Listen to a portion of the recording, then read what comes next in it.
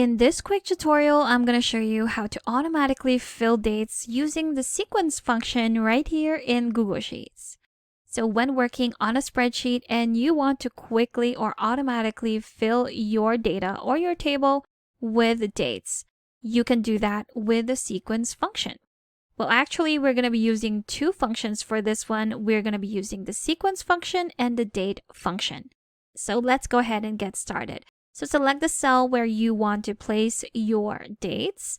So for this example, I'm actually trying to put in the entire calendar of November on this column right here because I have a planner and I'm going to fill this out from November 1, 2025 to November 30, 2025.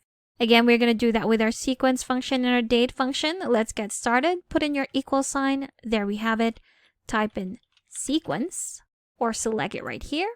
And here is our syntax. So for the number of rows, we have 30 because there are 30 days in November, comma. For our columns, this is just one column for our date, comma. And for the start, I'm going to use again the date function. Here we have it. Select that right there.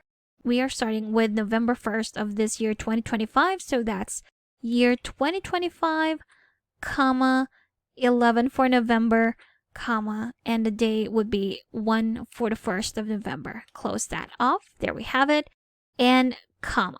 For the last one, we are just going to put 1 because we're only counting 1 after that date. So this is supposed to show me November 1st, November 2nd, 3rd, 4th, and so on until November 30th of 2025. Close that off, press enter, and here we have it. So since our column is already formatted in the date, we automatically see the sequence as date. But if I try and copy that same formula outside of our table right here, paste it, there you go. You will see that this one is formatted as a date, but the rest are not.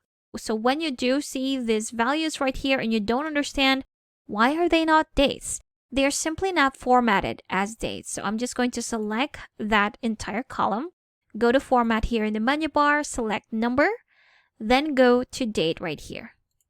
And there you have it. We have the same dates now as our column date right here within our planner. And there you have it. So that's how you can do it.